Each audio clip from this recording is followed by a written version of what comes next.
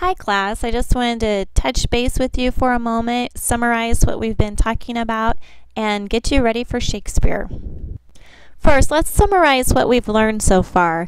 In week 2, when you compared the two characters, Grace and Gloria, you were conducting character study. When you completed the themes questionnaire, you were identifying theme. When you analyzed light, sound, costume, and scenery, you satisfied goals 4 and 5. And when you shared learning outcomes in the teams, you satisfied all of our goals. Good work. Please be sure I have 2 of this worksheet from you. This was from last week, putting it all together after you watched My Fair Lady and West Side Story. You need to submit 1 sheet for each clip that you watched. I know there was a problem with uploading, so I want to give you another chance to turn those in if you've not done so. When you watch some of our clips, such as this one from West Side Story, you were looking at how color can affect the mood, and if you'll notice with this one, all of the red tends to create excitement and a little hint of danger. A fight scene follows this scene, and it's also drenched in red lights. And I think you also notice with My Fair Lady, the main character Eliza Doolittle wears a red flower. It's the only red in the scene. The directors use that to help set her apart as the main character. West Side Story uses colors to help us see the differences between the two groups. If you have not already done so, please go to Moodle, click on Purchase Your Ticket, and let me know what play or production you plan to see this next coming week. Remember, the 100-point assignment is to do a play review of a live theater production. And I'm going to give you more details. I'm going to talk about the Shakespeare in the Park in just a moment. I'm going to scroll down in Moodle, and you will see coming up in week 4, I want you to go ahead and take a look at that. Right here we have a play review assignment details and guidelines for writing the play review. In here I give details of what the play review should sound like. Basically I want you to keep the word how in mind. How are the lights creating an effect in the play you see? How do the actors create their character? How do they stay in character? How do they convince you that they are truly that character? How does the music create a mood? And how, I just think of how with everything, and that's what your paper, you are reporting on what you see and how the production uses all the elements of theater that we've studied so far.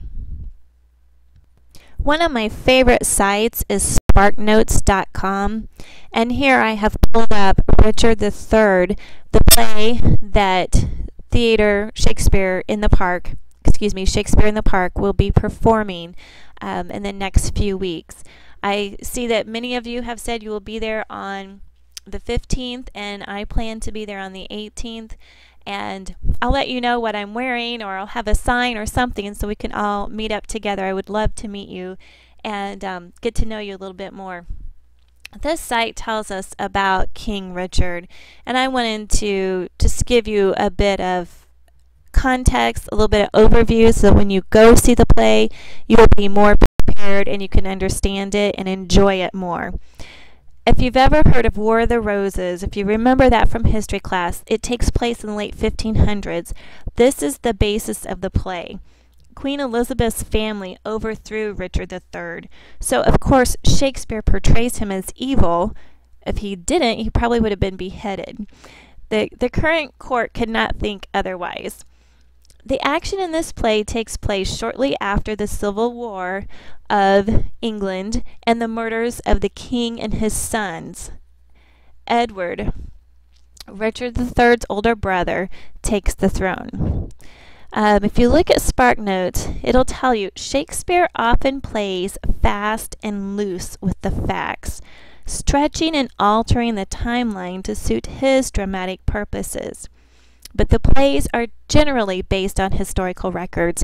And isn't that what we see in today's movies? Today's movies are generally based on history, but the director focuses on one aspect to really get his theme across or to really get her point across. When you go to the play, I want you to watch for these characters. Henry and Edward leave widows. Okay, these characters are Queen Margaret. She curses the Yorks in Act 1. And then Edward's widow is Lady Anne, who mourns his death and the death of Henry in Act 1. Lady Anne later becomes Richard's wife. So this should help you get a small context so you'll be able to keep up as you watch the play. Young Elizabeth later becomes an important pawn in the royal marriage negotiations. So think of young Elizabeth too.